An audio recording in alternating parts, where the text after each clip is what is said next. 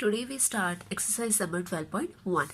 Question number 1 is get the algebraic expression in the following cases using variables, constant and arithmetic operation.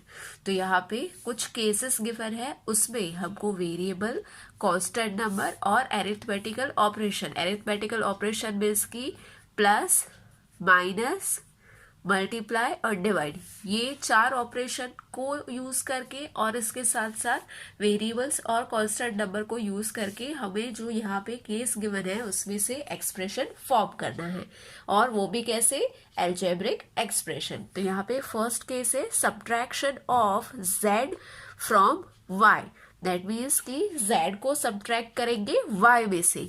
तो यहाँ पे क्या हो जाएगा, y माइनस z, बिकॉज क्या बोला गया है, z फ्रॉम y, तो y में से सब्ट्रैक्ट करेंगे z। Then second case is 1/2 of the sum of numbers x and y। तो यहाँ पे है sum of numbers x and y, तो x एंड y का सम करना है और उसका 1/2 लेना है। तो सबसे पहले x प्लस y, ये हमने सम कर लिया और उसका कितना है 1/2, इसका हाफ पोर्शन है, तो आगे हम मल्टीप्लाई करेंगे हाफ, तो इसका हो जाएगा 1/2 in bracket x plus y। Third one is the number z multiplied by itself, z को उसके साथ ही मल्टीप्लाई करना है, बाय इटसेल्फ मीन्स की उसके साथ ही, तो यहाँ पे हो जाएगा z इंटू जेड क्या हो जाएगा, जेड स्क्वायर, बिकॉज दोनों में बेस सेम है तो एक्सपोनेंट का एडिशन हो जाएगा, तो यहाँ पे हो जाएगा जेड स्क्वायर। फिर नेक्स्ट है 1/4 of the product of numbers p and q। Now यहाँ पे मैं बता दूं, प्रोडक्ट टाइम्स, ये वर्ड्स यूज हुए होंगे तो उसका मतलब होगा हमको क्या करना है, मल्टीप्लाई करना है। अब यहाँ पे क्या है, 1/4 of the product of numbers p and q, तो यहाँ पे product of numbers p and q, तो यहाँ पे मैंने बोला प्रोडक्ट होगा तो क्या करना है, मल्टीप्लाई, तो p q का मल्टीप्लाई करना है और उसका कितना लेना है, पोर्शन 1/4, तो यहाँ पे प्रोडक्ट ऑफ p q क्या हो जाएगा, p इंटू q, और उसका कितना पोर्शन लेना है, 1/4, तो आगे ऐड हो जाएगा 1/4, तो इसका आंसर हो जाएगा 1/4 PQ। Then fifth one is numbers x and y both squared and added, तो यहाँ पे x का स्क्वायर लेना है, y का स्क्वायर लेना है और दोनों को ऐड करना है, तो क्या होगा, x square plus y square. Then next one is number 5 added to 3 times the product of numbers m and n। तो नंबर 5 को ऐड करना है, किस में ऐड करना है, 3 टाइम्स, तो यहाँ पे मैंने बोला टाइम्स होगा तो क्या करना है, हमें मल्टीप्लाई करना है, 3 times the product of m n, तो m और n की प्रोडक्ट तो क्या हो जाएगी, m n इटसेल्फ, तो यहाँ पे हो जाएगा m n और उसमें नंबर 5 को ऐड करना है, ठीक है, बट उसके पहले क्या है, 3 times the product of M N, तो एम एन का 3 टाइम्स, तो 3 टाइम्स का मतलब है मल्टीप्लाई, तो यहाँ पे 3mn हो जाएगा और उसमें क्या करना है, नंबर 5 एडेड, तो उसमें नंबर 5 को ऐड करना है, तो 3mn प्लस 5, तो इसका आंसर हो जाएगा ये केस में 3mn प्लस 5। देन नेक्स्ट है product of numbers y and z subtracted from 10। Again the word is product of number y and z, product है दैट मीन्स की y z को मल्टीप्लाई करना है तो उसका हो जाएगा y z और उसमें से subtracted from 10, product of numbers y z subtracted from 10, तो फ्रॉम 10 का मीनिंग क्या होगा, 10 में से yz को सब्ट्रैक्ट करना है, तो यहाँ पे हो जाएगा इसका answer 10 minus product of number yz हो जाएगा yz, तो ये हो गया आपका। Then last one is sum of numbers a and b subtract from their product. तो यहाँ पे sum of numbers A and B, तो ए एंड बी का सम क्या हो जाएगा, ए प्लस बी। फिर उसको सब्ट्रैक्ट करना है, ठीक है, यहाँ पे सब्ट्रैक्ट करना है किस में से, from their product. Their product means किसकी प्रोडक्ट, ए एंड बी। तो ए एंड बी की प्रोडक्ट में से ए एंड बी का सम सब्ट्रैक्ट करना है। तो किस में से सब्ट्रैक्ट करना है, उसकी प्रोडक्ट में से। तो सबसे पहले लिखेंगे प्रोडक्ट, प्रोडक्ट मीन्स की उसको मल्टीप्लाई करेंगे, तो यहाँ पे हो जाएगा ए इंटू बी, और उसमें से क्या करना है, subtract sum of numbers A and B. तो यहाँ पे हो जाएगा सब्ट्रैक्ट करना है तो माइनस, और क्या सब्ट्रैक्ट करना है, sum of numbers A and B. A and B का सम सब्ट्रैक्ट करना है, तो यहाँ पे हो जाएगा ए प्लस बी। तो यहाँ पे फाइनल आंसर हो जाएगा A B minus and bracket A plus B. Question number 2, उसमें फर्स्ट वन है, identify the terms and their factors in the following expressions. Show the terms and factors by tree diagram. तो यहाँ पे बोला गया है कि ये जो गिवन टर्म्स है उसमें से हमको क्या आइडेंटिफाई करना है, उनकी टर्म्स और फैक्टर्स। ये जो एक्सप्रेशन गिवन है उसमें से टर्म्स और फैक्टर्स को आइडेंटिफाई करना है, और यहाँ पे टर्म्स एंड फैक्टर को कैसे रिप्रेजेंट करना है, by T diagram. Tree diagram किस तरीके का डायग्राम हो जाएगा, यहाँ पे हमने इंट्रोडक्शन सेक्शन में देखा था, yes this one is the tree diagram. इस तरीके से ट्री के फॉर्म में एक्सप्रेशन, फिर उसमें से फर्स्ट ब्रांच होगी टर्म्स की, और उसके बाद वाली ब्रांच होगी फैक्टर की। तो हम स्टार्ट करते हैं विद दी फर्स्ट क्वेश्चन। उसमें से फर्स्ट एक्सप्रेशन है, फर्स्ट वन है x माइनस 3। तो यहाँ पे टी डायग्राम शो करना है हमें। यहाँ पे एक्सप्रेशन है x माइनस 3, तो एक्सप्रेशन क्या हो जाएगा, x माइनस 3। अब इसमें से कितनी टर्म्स है, दो टर्म्स है, एक है x, दूसरा है माइनस 3। अब इसके फैक्टर्स कौन से है, x अकेला है तो उसका फैक्टर ओनली x हो जाएगा, माइनस 3। तो माइनस 3 का फैक्टर क्या हो जाएगा, 3 वन जा 3, और एक माइनस है तो यहाँ पे एक नंबर माइनस कर देंगे, तो यहाँ पे हो जाएगा -1 इंटू 3। फिर सेकेंड एक्सप्रेशन है 1 प्लस एक्स स्क्वायर। तो यहाँ पे एक्सप्रेशन में स्टार्टिंग में क्या आ जाएगा, 1 प्लस एक्स स्क्वायर। अब उसको डिवाइड करते हैं टर्म्स में, तो टोटल कितनी टर्म्स है, 3, 1 2 एंड 3। तो फर्स्ट टर्म हो जाएगी 1, सेकेंड टर्म x, और थर्ड टर्म x स्क्वायर है तो क्या हो जाएगा, उसके फैक्टर्स x स्क्वायर है, तो x इंटू एक्स उसका हो जाएगा फैक्टर। फिर यहाँ पे x है तो ओनली x है, तो यहाँ पे उसका फैक्टर x ही रहेगा, और नंबर 1 का फैक्टर ओनली नंबर 1 ही होता है, 1 1 जा 1, तो यहाँ पे उसका फैक्टर हो जाएगा 1। तो ये हो गया हमारा tree diagram complete for the A and B. अब चलते हैं सी पे। सी वाला एक्सप्रेशन है y माइनस वाई क्यूब। तो यहाँ पे y माइनस वाई क्यूब, तो क्या है यहाँ पे y minus Y cube, expression के प्लेस पे आ गया y माइनस वाई क्यूब। अभी इसको डिवाइड करेंगे टर्म्स में, तो कितनी टर्म्स है, टोटल 2 टर्म्स है, 1 एंड 2। फर्स्ट टर्म हो गई y, सेकेंड टर्म है माइनस वाई क्यूब। अभी y का फैक्टर क्या होगा, y का फैक्टर यहाँ पे ओनली y ही होगा, बिकॉज यहाँ पे ना ही स्क्वायर है ना ही क्यूब है, ओनली सिंगल y है, तो उसका फैक्टर y ही रहेगा। नाउ यहाँ पे y का क्यूब है, माइनस वाई क्यूब, तो यहाँ पे क्या हो जाएगा, सबसे पहले कुछ नहीं है तो -1 तो है, कुछ नहीं है तो नंबर 1 तो रहेगा। हर एक केस में कुछ भी नहीं होगा तो क्या होगा, -1 होगा। यहाँ पे -1 क्यों है, कुछ भी नहीं होगा तो 1 होगा, बट यहाँ पे -1 क्यों लिया, बिकॉज यहाँ पे साइन है -1, तो यहाँ पे -1 फिर y क्यूब, तो कितनी बार मल्टीप्लाई करना पड़ेगा y को, 3 टाइम्स, तो यहाँ पे हो जाएगा y इंटू y। हमेशा ध्यान रखना है यहाँ पे जितनी पावर होगी उतनी टाइम आपको मल्टीप्लाई करना है। अगर यहाँ पे y⁴ होता तो यहाँ पे आपको y को मल्टीप्लाई करना पड़ता 4 टाइम्स। तो यहाँ पे आपका c y minus Y cube का भी ट्री डायग्राम कंप्लीट हो गया। D is 5xy² plus 7x² तो एक्सप्रेशन क्या हो जाएगा, जो हमारा एक्सप्रेशन गिवन है वही 5xy² प्लस 7x²। अभी फर्स्ट टर्म क्या हो जाएगी आपकी, यहाँ पे टर्म्स लिखना है, उसके बाद फर्स्ट टर्म हो जाएगी 5xy², सेकेंड टर्म है 7x²।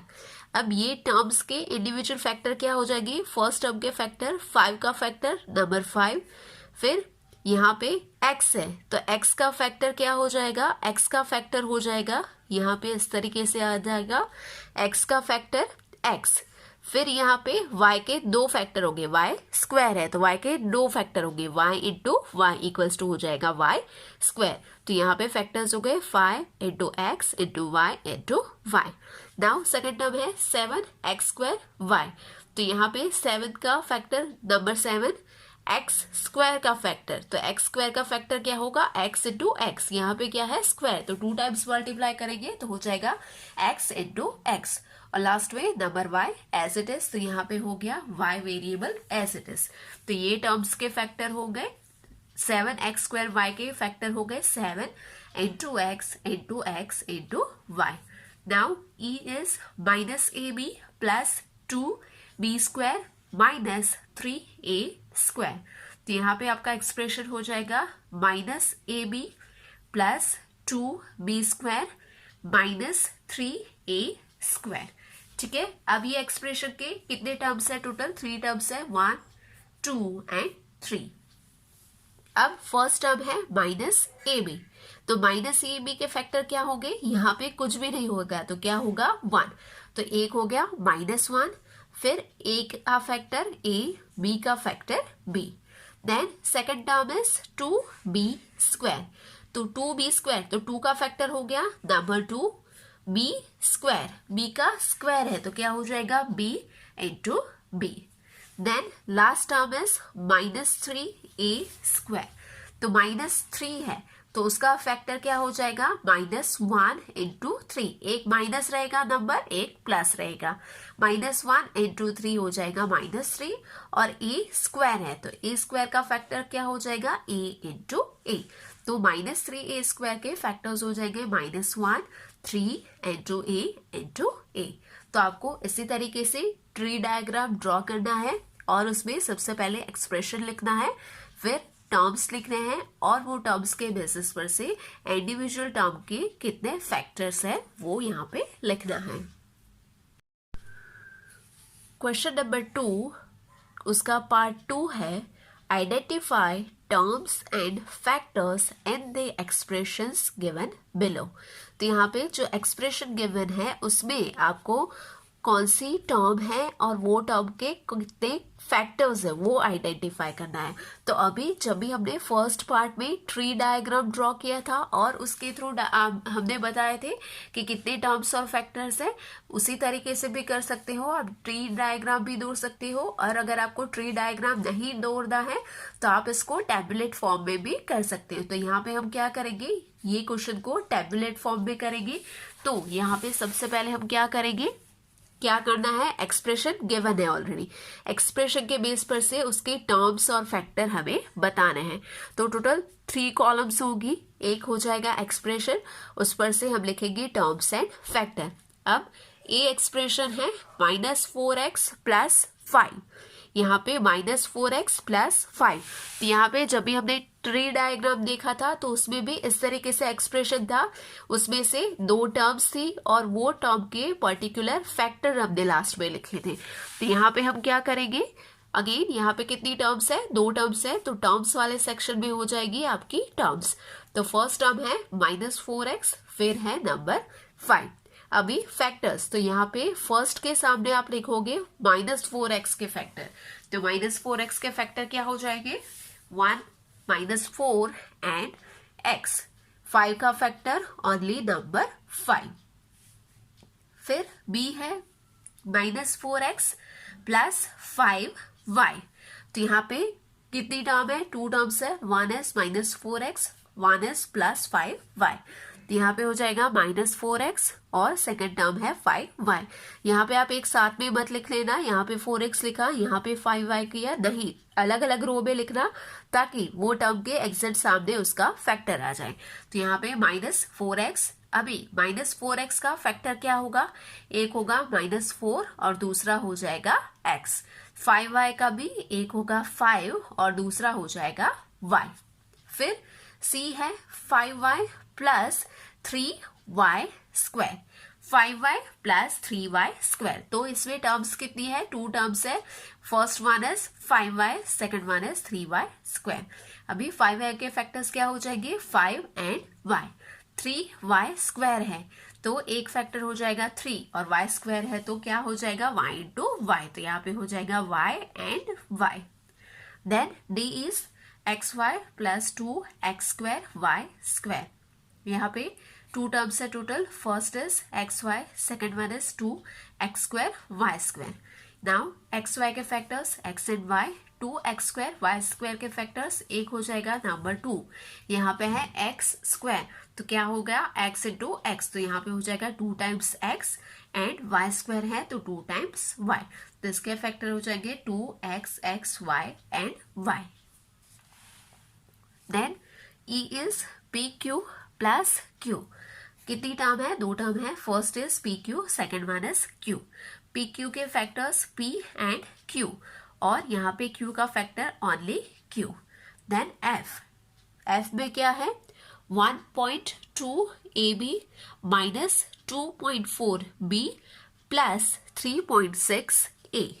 तो इसमें टोटल टर्म्स कितनी है, 3 टर्म्स है, फर्स्ट हो जाएगी आपकी 1.2 ab, सेकंड हो जाएगी -2.4 b एंड लास्ट में हो जाएगी 3.6 a।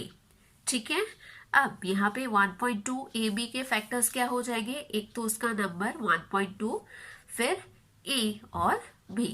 -2.4 b के फैक्टर्स एक हो जाएगा -2.4, फिर दूसरा हो जाएगा b और 3.6 a के फैक्टर एक हो जाएगा 3.6 और दूसरा हो जाएगा a। Then g is 3/4 x plus 1/4। तो यहाँ पे 2 टर्म्स है, फर्स्ट एंड सेकंड, एक है 3/4 x और दूसरा है 1/4। तो 3/4 x के फैक्टर क्या हो जाएंगे, एक हो जाएगा नंबर इटसेल्फ 3/4 और दूसरा हो जाएगा x। यहाँ पे 1/4 के फैक्टर्स क्या हो जाएंगे, एक ही फैक्टर होगा दैट इज 1/4। फिर h है last one that is 0.1 p square plus 0.2 q square.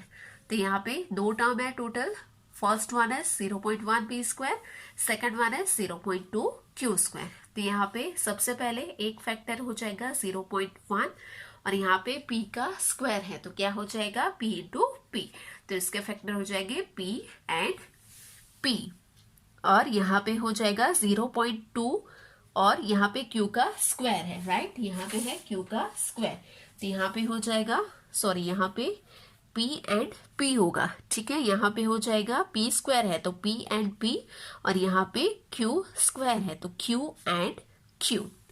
Okay, तो यहाँ पे ये टर्म, ये एक्सप्रेशन में 2 टर्म्स है और ये है इसके factors. Question number 3, identify the numerical coefficient of terms in bracket other than constant in the following expression। तो यहाँ पे जो एक्सप्रेशन है उसमें से हमको न्यूमेरिकल कोएफिशिएंट बताने हैं हर एक टर्म के। तो यहाँ से सबसे पहले तो एक्सप्रेशन में कितने टर्म्स है वो आइडेंटिफाई करेंगे और उसमें कितने न्यूमेरिकल कोएफिशिएंट है वो बताना है।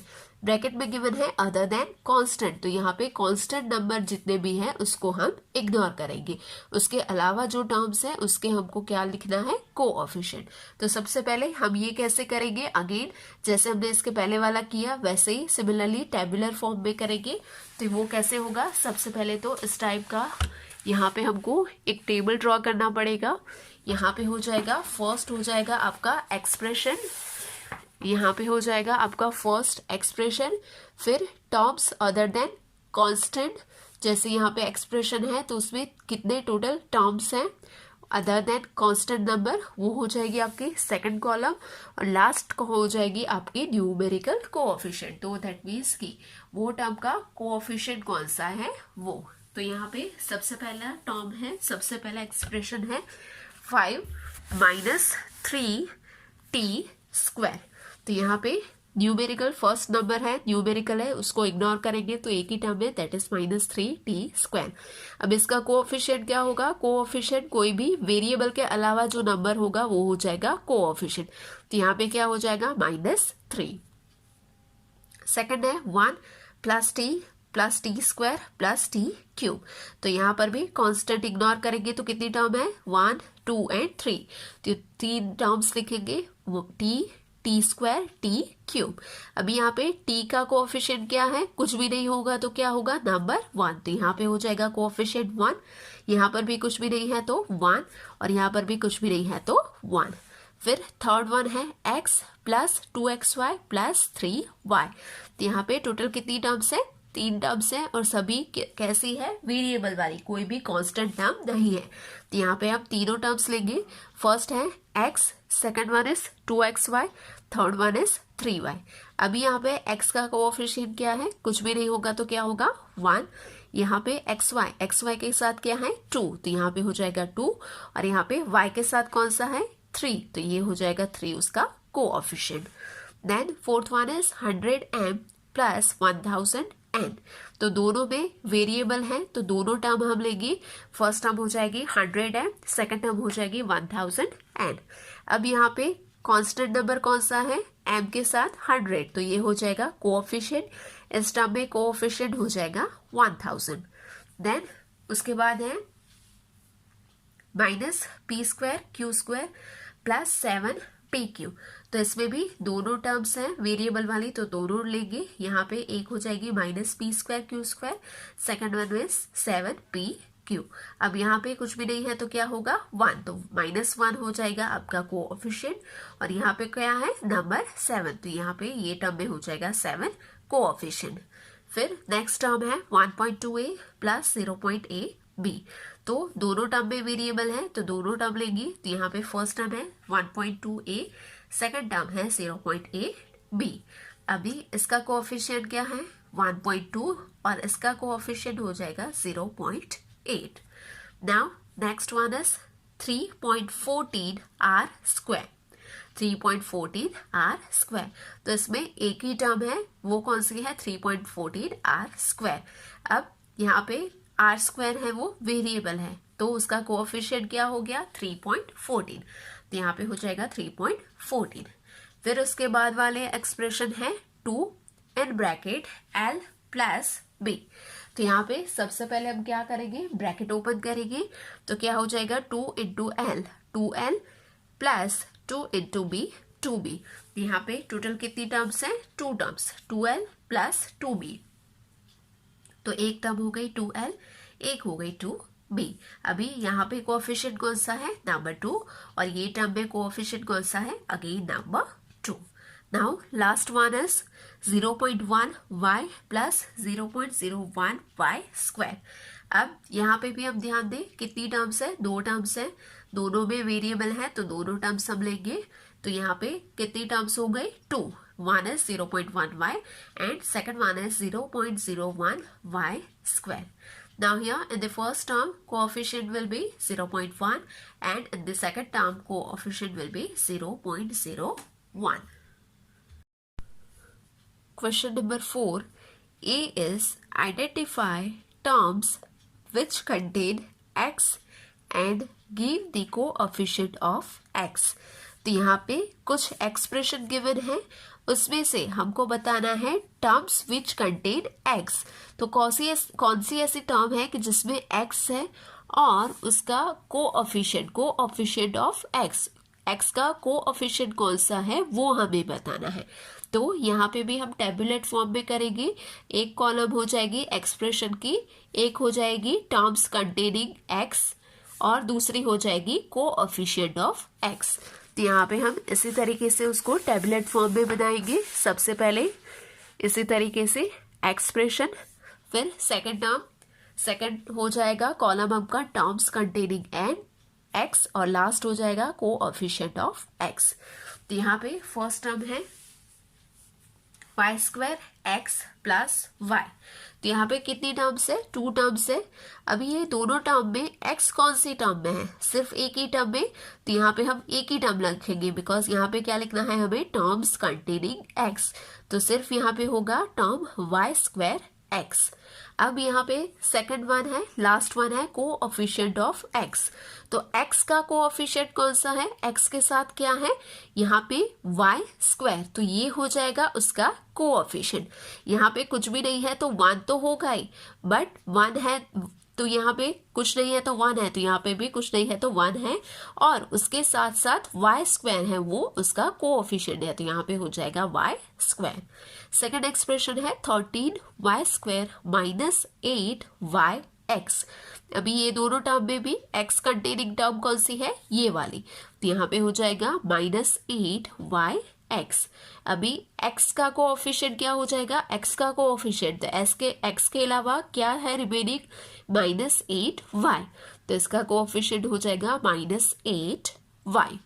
फिर नेक्स्ट है x plus Y plus Z. 3 term है x y z, तो उसमें x कौन सी टर्म में है, एक ही टर्म में है, उसमें है x और उसका कोएफिशिएंट कुछ भी नहीं होगा तो क्या होगा, 1 तो होगा ही, तो उसका कोएफिशिएंट हो जाएगा 1। देन उसके बाद है 5 plus Z plus Z x. तो x कंटेनिंग टर्म कौन सी है, एक ही है, वो है जेड एक्स, और यहाँ पे x के साथ दूसरा क्या है z, तो ये z हो जाएगा उसका कोएफिशिएंट, किसका, कोएफिशिएंट ऑफ x। फिर नेक्स्ट है 1 plus X plus X Y. तो यहाँ पे ये टर्म में भी x है, ये वाली टर्म में भी x है, तो कितनी टोटल 2 टर्म्स हो जाएंगी। First one is x, second one is X Y. अभी यहाँ पे x का कोएफिशिएंट क्या है, कुछ भी नहीं होगा तो क्या होगा 1, तो यहाँ पे इसका कोएफिशिएंट हो जाएगा 1, और यहाँ पे x का कोएफिशिएंट क्या होगा, x के अलावा क्या है y, तो यहाँ पे y होगा उसका कोएफिशिएंट।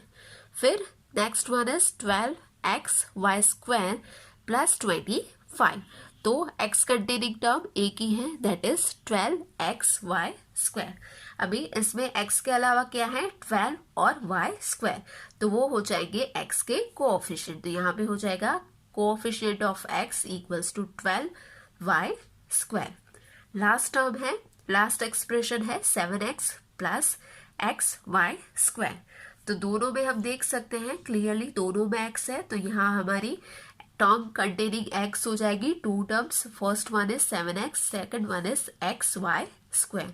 अब यहाँ पे x के अलावा है नंबर 7, तो वो हो जाएगा coefficient of x, that is number 7, और ये टर्म के लिए कोएफिशिएंट ऑफ x क्या हो जाएगा, x के अलावा है y स्क्वायर, तो यहाँ पे x का कोएफिशिएंट हो जाएगा y स्क्वायर।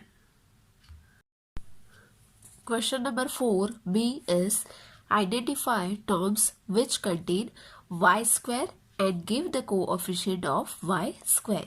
तो यहाँ पे हमने a में किया, इसी तरीके से करना है आपको। एक्सप्रेशन में y स्क्वायर वाली टर्म फाइंड आउट करनी है और उसमें y स्क्वायर का कोएफिशिएंट फाइंड आउट करना है। तो यहाँ पे ये b है, ये हो गया आपका होमवर्क, ये आपको घर से करना है अपने एंड से, that is same as the previous one according to the question number 4a। अब चलते हैं क्वेश्चन नंबर 5 पे। Classify into monomials, binomials and trinomials. तो सबसे पहले ये 3 टर्म्स का मीनिंग पता होना चाहिए। मोनोमियल्स मीन्स की मोनो मीन्स 1, जिसमें एक ही टर्म हो उसको बोला जाएगा monomial. Binomial by that means की 2, जिसमें 2 टर्म्स होंगे उसको बोला जाएगा binomial. And try that means 3, जिसमें 3 टर्म्स होंगे उसको बोला जाएगा trinomial. First one mono, second by, third one try. अब चलते हैं फर्स्ट। तो फर्स्ट है 4y माइनस 7z। तो कितने टर्म्स है, 1 और 2, तो 2 टर्म्स को क्या बोलेंगे हम, बाइनोमियल। तो ये हमारा फर्स्ट एक्सप्रेशन हो जाएगा एग्जाम्पल ऑफ बाइनोमियल। फिर सेकंड है y स्क्वायर। तो कितनी टर्म है, एक ही टर्म है, तो एक टर्म होगी तो क्या हो जाएगा, मोनोमियल। फिर थर्ड वन में 1, 2 एंड 3 कितने टर्म्स है, 3 टर्म्स है, तो 3 टर्म्स होगी तो क्या हो जाएगा, ट्राइनोमियल। तो ये हो जाएगा आपका ट्राइनोमियल। फिर फोर्थ वन 100, 100 एक ही टर्म है, एक टर्म होगी तो क्या होगा, मोनोमियल। फिर उसके बाद यहाँ पे 1, 2 एंड 3 कितने टर्म्स हैं, 3 टर्म्स हैं, तो 3 टर्म्स होंगे तो उसको क्या बोलेंगे, ट्राइनोमियल। तो ये हो जाएगा आपका ट्राइनोमियल। फिर उसके बाद 1 एंड 2 2 टर्म्स हैं, तो 2 टर्म्स होगा तो क्या हो जाएगा आपका बाइनोमियल्स, 2 फॉर बाइनोमियल्स। फिर यहाँ पे है 1 एंड 2, अगेन कितने हैं, 2 टर्म्स, तो 2 टर्म्स होगा तो क्या हो जाएगा बाइनोमियल। फिर यहाँ पे है ओनली 1 टर्म, 1 टर्म होगा तो क्या होगा, मोनोमियल। फिर अगेन यहाँ पे 1, 2 एंड 3, यहाँ पर भी 3, यहाँ पर भी 3, तो ये 3 ट्राइनोमियल, तो ये भी क्या हो जाएगा ट्राइनोमियल। फिर 1 एंड 2 2 टर्म्स है, तो ये भी हो जाएगा आपका बाइनोमियल। फिर यहाँ पे 1 एंड 2 अगेन 2 टर्म्स है, तो क्या हो जाएगा बाइनोमियल। और यहाँ पे 1, 2 एंड 3 कितने हैं, 3 टर्म्स हैं, तो हो जाएगा ट्राइनोमियल्स। तो यहाँ पे आपको binomials, monomials, binomials and trinomials तीनों जो आपकी टर्म्स है उसमें हमने क्या कर दिया, एक्सप्रेशन को डिवाइड कर दिया। कुछ है बाइनोमियल के, कुछ है मोनोमियल के, कुछ है ट्राइनोमियल के। तो आप इसको नोटबुक में कैसे लिखोगे, यहाँ पे मैंने जिस तरीके से लिखा है ऐसे नहीं लिखना है, आपको सबसे पहले एक्सप्रेशन लिखना है और उसके बाद आप लिखोगे it is a binomial, it is a binomial. यहाँ पे हो जाएगा इट इज अ मोनोमियल, यहाँ पे हो जाएगा इट इज अ ट्राइनोमियल। ठीक है, तो आपको इसी तरीके से अपनी नोटबुक में आंसर लिखना है।